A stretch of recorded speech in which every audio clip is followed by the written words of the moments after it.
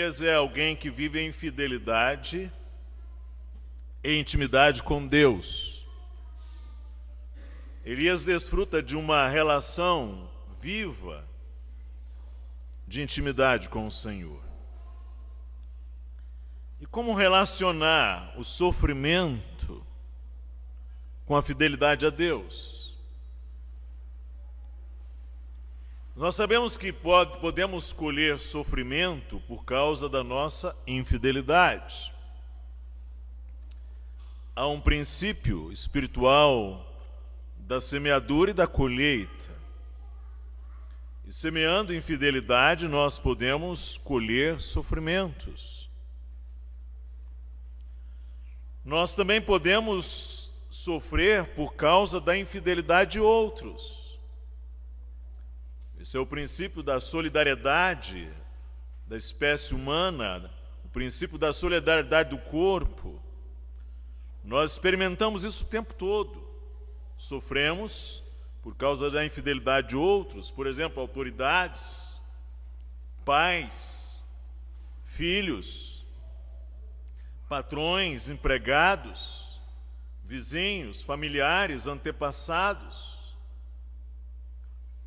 Você está dirigindo, a família está dirigindo responsavelmente, com seus documentos em dia, com seus impostos pagos, respeitando a lei de trânsito, e vem alguém que está absolutamente tomado por alguma substância química, dirigindo enlouquecidamente, colide com o seu carro, ceifa a vida de alguém da sua família, e você está sofrendo por causa da infidelidade dos outros. Isso é coisa bem comum e nós experimentamos isso o tempo todo. Mas também há sofrimento como resultado de nossa vida nessa história ainda não consumada. Em uma criação que geme, que está debaixo de maldição, um julgamento final que ainda não foi realizado. Nós somos uma igreja ainda não glorificada, ainda nós não estamos com o Senhor. O Zack Zwein diz no livro O Pastor Imperfeito que nós sofremos porque o Éden foi quebrado e o céu ainda não chegou. Estamos aqui neste mundo, sujeitos aos sofrimentos. Mas é também possível que nós sofremos justamente por causa da nossa fidelidade. E esse é um ponto que hoje, muito assim, sutilmente, a fé evangélica, boa parte da chamada fé evangélica, com esse evangelho triunfalista, não quer enfrentar. Mas nós sofremos, podemos sofrer justamente por causa da nossa fidelidade. O Senhor Jesus Cristo disse que o servo não é maior que o Senhor, nem o discípulo maior que o mestre. Ora, se Jesus, sendo Senhor e mestre, passou por sofrimentos e aflições, ele diz: também vós que sois servos e discípulos igualmente. Então, como imaginar um sofrimento agora, como esse experimentado por Elias, que é exatamente o paradigma de fidelidade e de fé viva e intimidade com Deus? Nós teremos que encontrar a causa ou lugar do sofrimento de Elias, não em uma eventual infidelidade dele. Ao contrário, Elias foi destemidamente um homem fiel a Deus. Que época Elias viveu? Elias viveu no Reino do Norte, na época, exerceu o ministério na época da dinastia de Onri, quando o rei Onri edificou a cidade de Samaria, uma cidade opulenta, com os seus castelos, com os seus palácios de marfim, ali num reino pobre, sofrido, avassalado pelas guerras. ele edifica Samaria e constrói o seu reino. O filho de Onri é Acabe, meninão mimado, se torna rei. Casa-se com uma princesa fenícia, Sidônia, idólatra, cruel, crudelíssima, chamada Jezabel. E Jezabel, com a condescendência de Acabe, introduz em Israel idolatria grosseira. E às vezes há um casamento não muito incomum entre idolatria e orgulho e insensatez. Em regra, a idolatria é insensata e o orgulho é insensato. E orgulho, insensatez e idolatria juntos desaguam na obstinação. Então, o que se tem é idolatria, imoralidade grosseira e obstinada em Israel. É nesse tempo que aparece Elias. E Elias vem trazendo a voz do juízo de Deus. O verso 1 do capítulo 17 diz assim: Então Elias, e é interessante, ele entra assim em cena. Não se fala o seu pai, sua mãe, sua idade, não se traz sua genealogia, não se traz sua história, se traz apenas o seu nome, como alguém que chega, aparece num cenário decadente como esse. Elias, o tesbita, dos moradores de Gileade, diz a Acabe: Tão certo como vive o Senhor, Deus de Israel, perante cuja face estou, nem orvalho nem chuva haverá nestes anos, segundo a minha palavra. Esse é juízo de Deus para aquele tempo. Nem orvalho nem chuva haverá nestes anos. Aquela era uma sociedade agrícola, agropastoril. E não sei se os irmãos sabem, agro é tech, agro é pop, agro é tudo. E agora se diz: nem orvalho, nem chuva haverá nestes anos. A consequência é a fome. Das mais graves é a falta de água. E o terreno seco, o ar seco, a falta de água, traz necessariamente a falta de nutrição. Não havendo nutrição, vêm as doenças, as pestes. E hoje sabemos, especialmente, vírus e bactérias. Então, sabemos que com esse quadro de doenças virão mortes. E mortes sempre dos mais vulneráveis. Sofrimento agudo à frente. Elias vai enfrentar. Ele vai enfrentar mais à frente a fúria do rei e, sobretudo, a fúria desarvorada, inflamada da rainha. Mas Elias diz assim: tão certo como vive o Senhor, Deus de Israel, perante cuja face estou. Absolutamente persuadido de que Deus estava com ele, de que a palavra dele era a palavra do Senhor e que Deus estava sancionando o seu ministério. Essa é a razão porque você vê no verso 2, dizendo: veio-lhe a palavra do Senhor dizendo. E você vê novamente o verso 8: então lhe veio a palavra do Senhor dizendo. E nesse tempo de crise moral, crise espiritual, crise hídrica, crise na saúde, crise nas instituições, crise no culto, e ainda de um profeta que vai ser odiado pelo rei e pela rainha, o Senhor cuida de Elias nesse tempo de crise.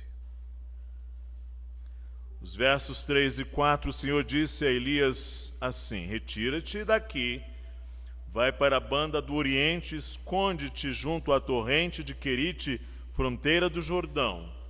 Beberás da torrente, e ordenei aos corvos que ali mesmo te sustentem.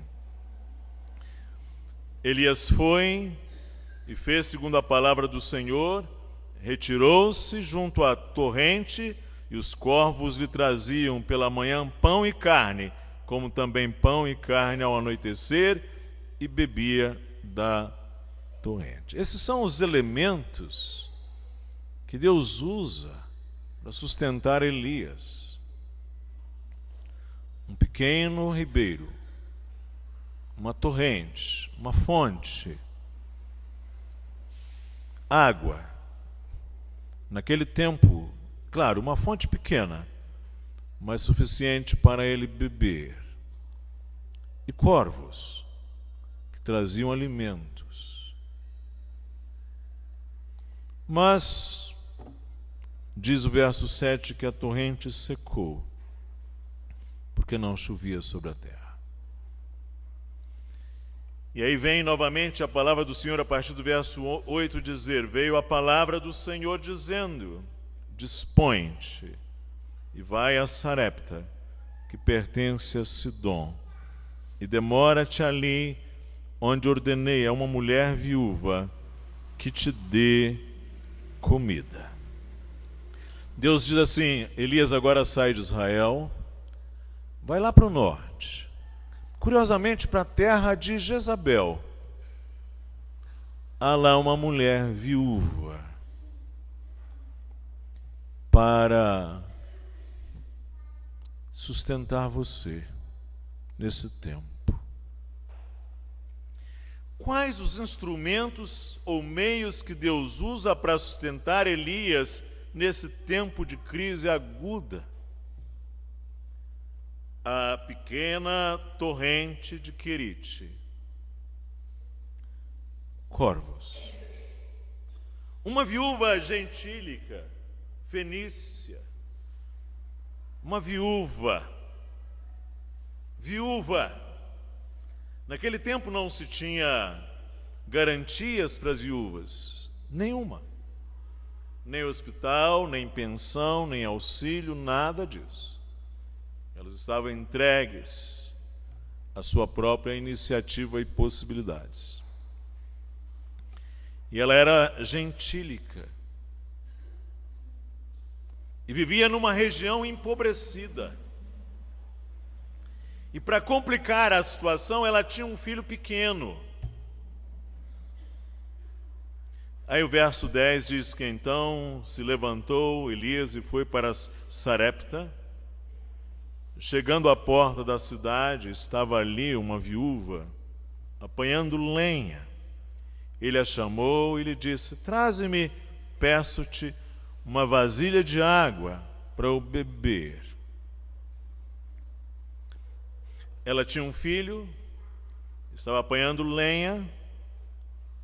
E aí o verso 11 diz: indo ela buscá-la, ele pediu água, uma vasilha, indo ela buscá-la, ele a chamou e lhe disse: traze-me também um bocado de pão na tua mão. E aí ela, porém, respondeu, diz o verso 12: tão certo como vive o Senhor teu Deus, nada tenho cozido. Há somente um punhado de farinha numa panela e um pouco de azeite numa botija. E vês aqui, apanhei 2 cavacos e vou preparar esse resto de comida para mim e para meu filho. Comê-lo-emos e morreremos.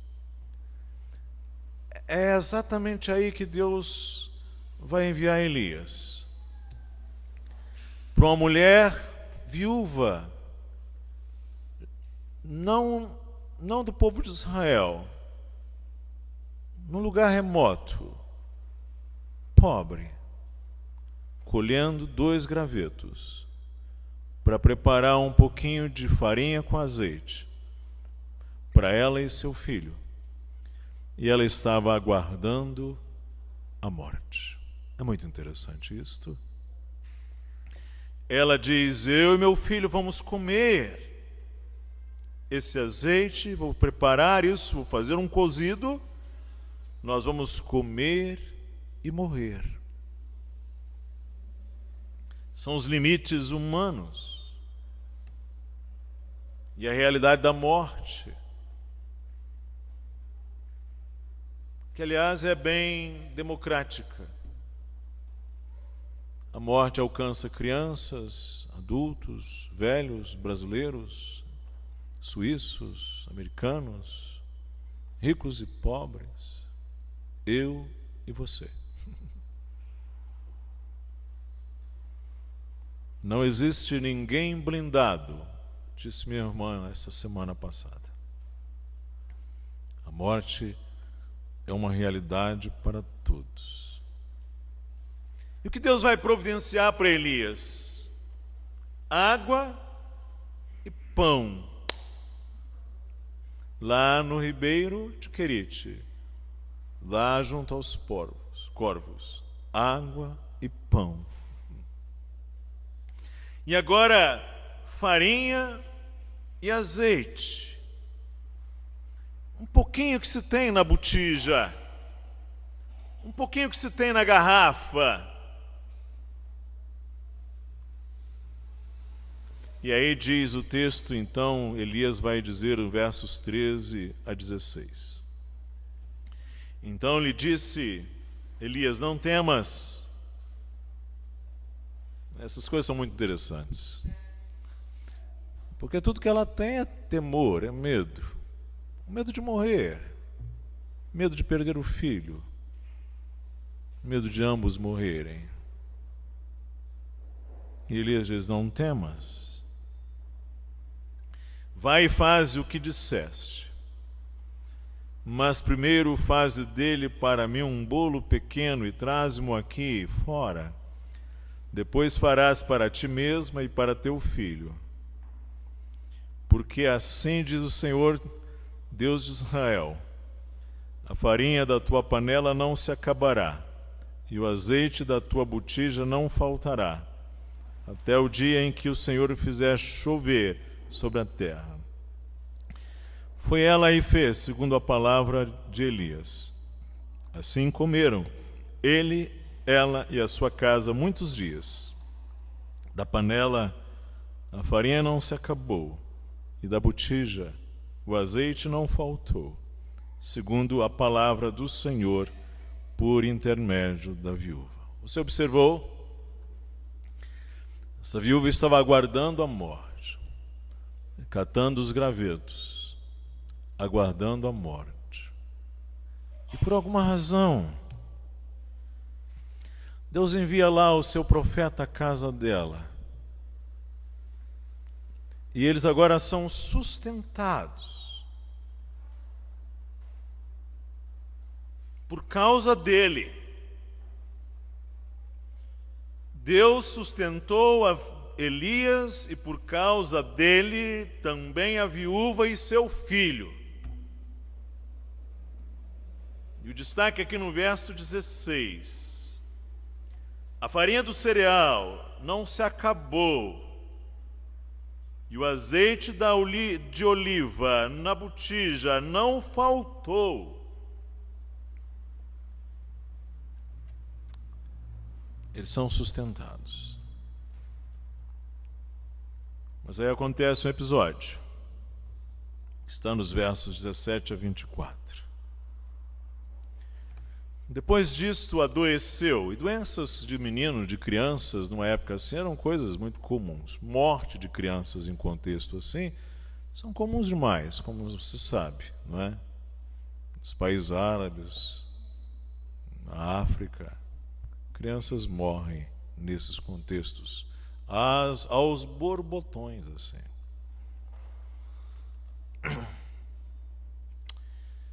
Verso 17, depois disso adoeceu o filho da mulher, a dona da casa, e a sua doença se agravou tanto que ele morreu. Então disse ela: que fiz eu, ó homem de Deus? Vieste a mim para trazeres à memória a minha iniquidade e matares o meu filho. Então agora você imagina isto. Você está vivendo uma dura prova, que é esse tempo de crise. E como lidar com isto? Já é difícil. Mas as coisas estão ruins, mas elas não são tão ruins que ainda não possa piorar.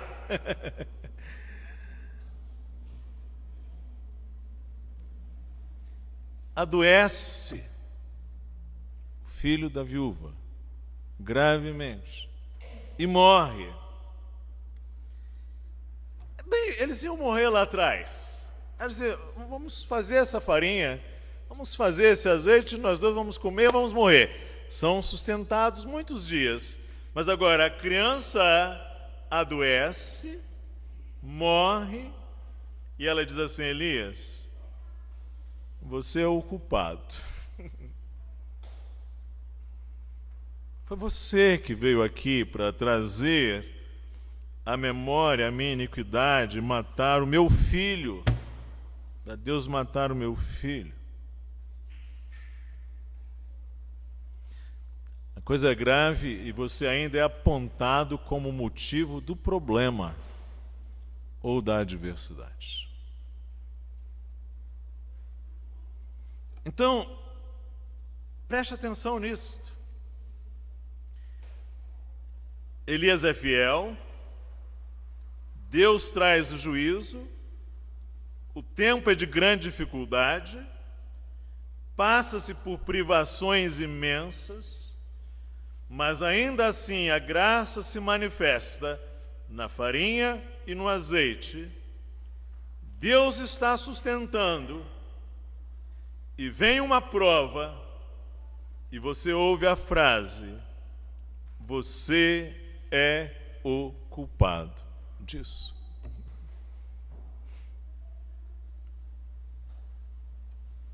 Mas vamos ler os versos 19 a 23.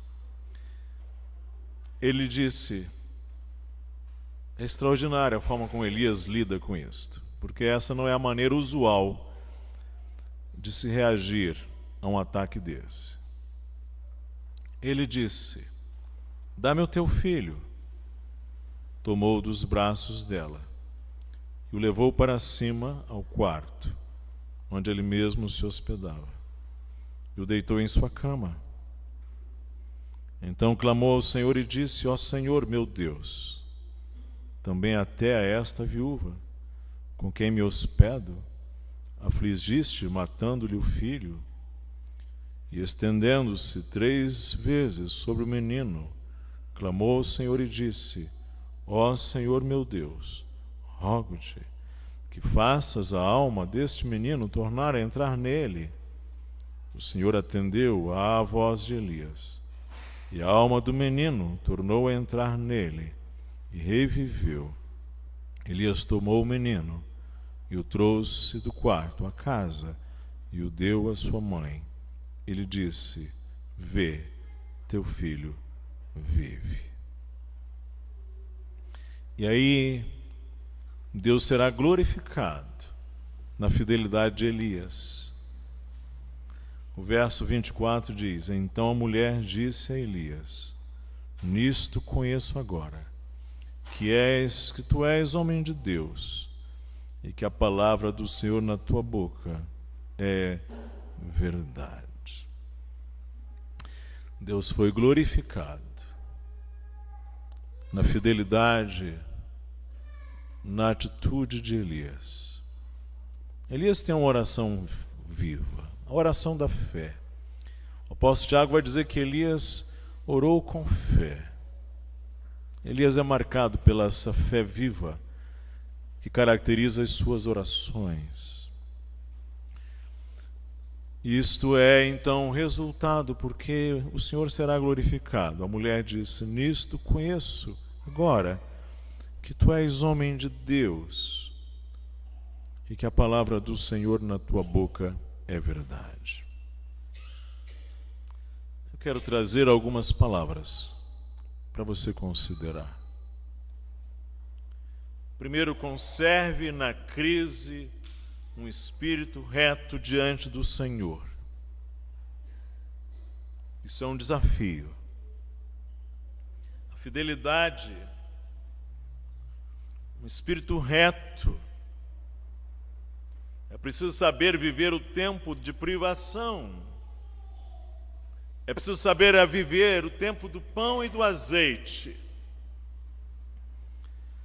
Eu escrevi no nosso Twitter essa semana que há tempos de vacas gordas, há tempos de vacas magras, e há tempo em que a única vaca vai para o brejo. É assim. E você fica sem vaca nenhuma.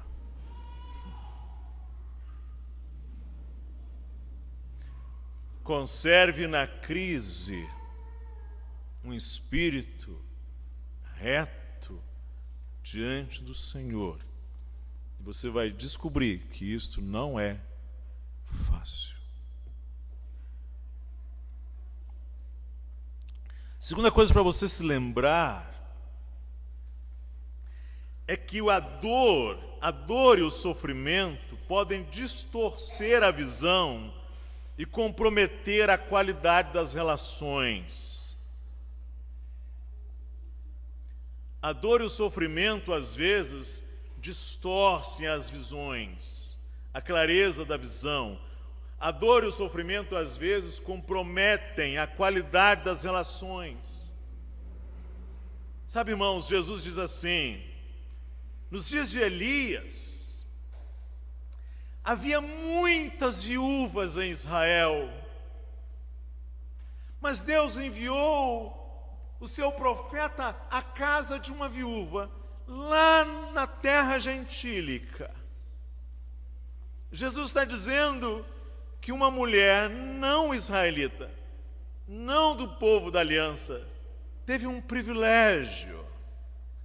Ela foi salva, sustentada e levada a glorificar a Deus naquele tempo.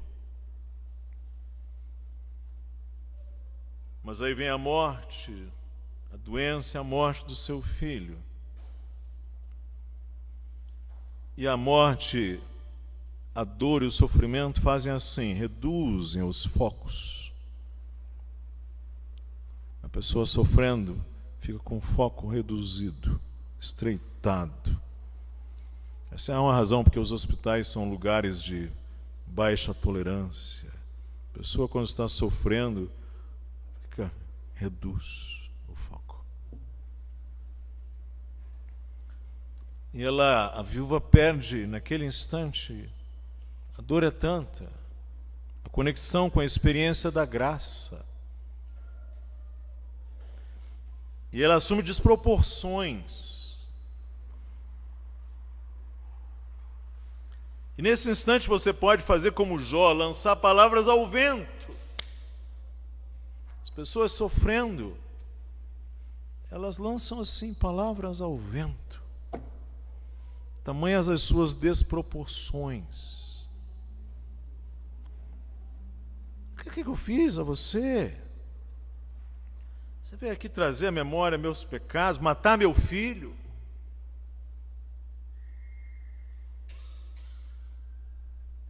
É interessante, Elias nesse instante não bate na viúva, entende, irmãos? Ela está errada. A visão dela é totalmente desproporcional. A visão dela é totalmente, não toma contexto.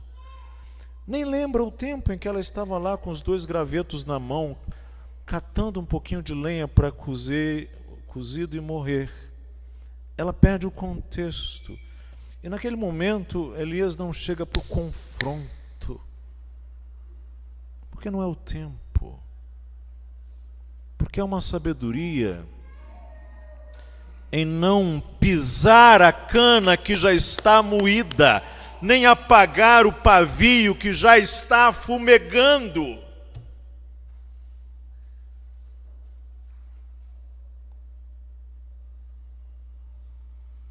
Elias lidou com aquele assunto com misericórdia. Ele podia agir irado. E cuidado com a ira. Porque quanto mais irados nós estamos, mais certo nós nos achamos. Quanto mais irado você estiver, mais certo você se acha e menos possibilidade de você alargar a visão das coisas. A ira, ela nos faz obstinados, cegos, e nós nos absolvemos. Por isso é difícil lidar com uma pessoa irada. Até Deus teve dificuldade, se me permite, entre aspas, com Caim. Não é? Claro que, falando do ponto de vista das relações, uma pessoa irada é uma pessoa que se acha certa, acha razões. Elias foi misericordioso naquele momento. O Senhor experimentou a sua fé e o Senhor vai experimentar as nossas. Ele vai experimentar, vai provar a sua fé. Porque é na prova que se manifesta a consistência das coisas e a consistência das pessoas. São nas provas. A nossa sociedade, ela é muito interessante. Nós somos assim, temos uma ideia romântica, isso vem do romantismo, de que há disciplina sem dor. Que coisa absurda, né? Como se fosse possível disciplina sem dor, entende, irmãos? Não existe isso. Você pode falar assim: ah, meu filho fez aquilo, mas eu não quero que ele sofra. Não tem jeito. Não tem disciplina sem dor. Às vezes a pessoa fala: quero aprender piano. Não é, Johnny? Quero aprender piano. Eu vi você tocando no início, o prelúdio. Que coisa extraordinária. Você tocou, Deus te abençoe. A pessoa fala assim: quero aprender piano, mas não quer não. Não quer. A professora fala assim: faz o primeiro exercício. Segundo exercício. Vai para casa, treina, a mão doída. 2 vezes por dia. Quero mais não. Não quer. Porque não há disciplina. Sem dor. Não estou falando só a dor física. Estou falando o peso das coisas. Aquele irmão ali é militar, né? Oficial militar. Tem outros aqui. Militares. Tem disciplina sem dor não é verdade? Acordar cedo. Ouvir, sim senhor, já vou, agora, já, 10 flexões, latrina lavar, agora, cortar a grama, guarita para vigiar, 2 da manhã.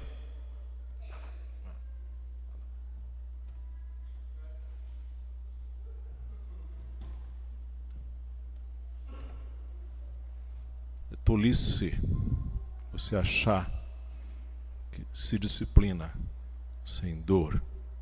Isso é romantismo.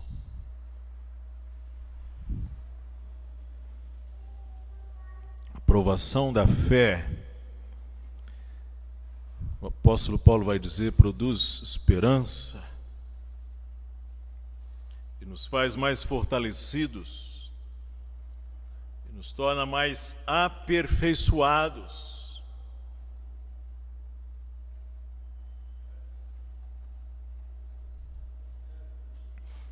Mas o aluno fala assim: Pastor Gilson, eu queria hoje começar a pregar, mas o senhor me ensina como prega? Eu falo, olha, tem que pregar 30, 40 anos. Domingo, quarta-feira. Se seu filho estiver doente, sua casa estiver em obra, tem que acordar cedo, 4h30, 5 horas, preparar o sermão, estudar o texto. Ah, mas a esposa precisa sair para fazer compra no supermercado. Vai precisar, amanhã as pessoas vão vir. Você precisa pregar. Não tem disciplina sem esta aplicação, sem alguma dor, irmãos, sem custo, para tudo na vida.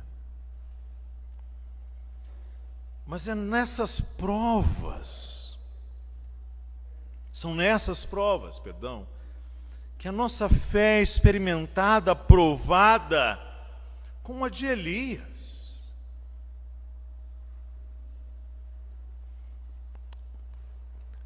E nela você tem a oportunidade de glorificar a Deus em meio à crise. Você tem a oportunidade de glorificar o Senhor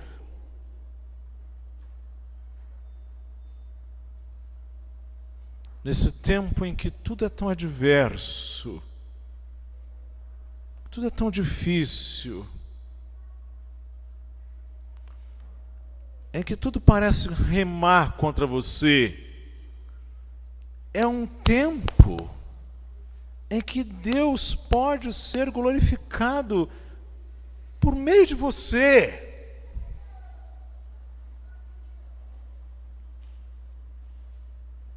Eu não sei o que Deus vai fazer, como vai fazer, mas Elias, é interessante isso, né? A mulher diz assim lá atrás: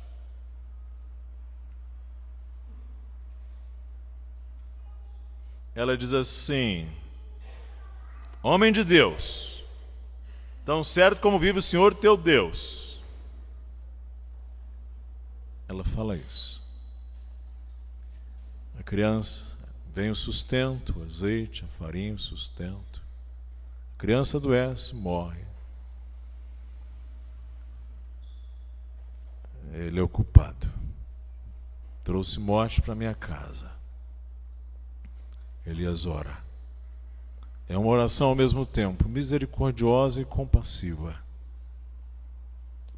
Traz o filho. Mulher, o teu filho, vê. Teu filho vive. Então a mulher disse a Elias: nisto conheço agora. Agora! Que coisa, né? Agora que tu és homem de Deus e que a palavra do Senhor na tua boca é verdade. Você pode glorificar a Deus em meio à crise. Sabe, toda crise tem um custo. Não há crise sem custo. E se há um custo, então não pode desperdiçar a crise. Esse é o ponto. Você não pode desperdiçar uma crise porque ela custa alto. Então não jogue fora uma crise pela janela, não. Vai tirar aí, juntar os cacos, vai fazer valer esse tempo.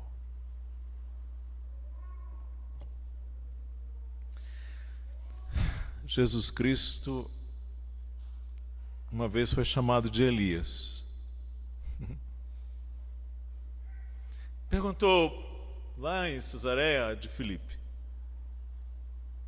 que dizem os homens ser os filhos do homem? Os discípulos disseram: olha, alguns dizem que tu és Elias. Eu não sei, a teologia daquele povo é que Elias ressuscitou, sei lá, reencarnou. Acho que era uma teologia até meio espírita. Elias é Elias. Jesus Cristo é Elias. Jesus falou muito de Elias, sabe, irmãos? Ele fala várias vezes. Ele vai dizer: João Batista é como Elias. Ele vai lembrar: muitas viúvas havia em Israel, mas Elias foi enviado lá à viúva fenícia, gentílica. Que privilégio ela teve. Deus cuidou até de uma viúva sidônia. Jesus é, na verdade, maior que Elias, maior no cuidado, maior na constância, na oração, maior na fidelidade, maior na capacidade de sustentar em fidelidade o peso dos pecados alheios. Jesus é capaz de ser misericordioso e curar o filho da viúva lá em Naim. É capaz de pegar a criança no braço e dizer: Talitá cumi, criança, levanta. Jesus Cristo, maior que Elias, lá no Monte da Transfiguração, Pedro, João e Tiago ali estão, aparecem Moisés e Elias e prestam reverência a Ele, Jesus Cristo. Sabe, irmãos, Ele é misericordioso, mesmo com as nossas desproporções tolas, com as nossas inconstâncias, muitas vezes. Visita-nos em nossas fragilidades, sustenta-nos. Vai à cruz em fidelidade, sofre por causa dos nossos pecados na cruz, verte um sangue inocente para perdoar os nossos pecados. É na cruz, Ele diz: Pai, perdoa-lhes, não sabem o que fazem. Ah, Jesus Cristo, fiel em todo o tempo, nós precisamos nos apegar mais a Jesus. E que Ele venha à nossa casa, esteja em nossa casa, no tempo da crise, e nós vejamos a graça dEle no azeite que nunca acaba e na farinha que é pão nosso de cada dia. E que nós olhamos para o Senhor, Jesus, dia após dia, e digamos: muito obrigado. O Senhor é bom. Que Ele me ajude e te ajude a ser fiel a Cristo em meio à sua crise. Amém.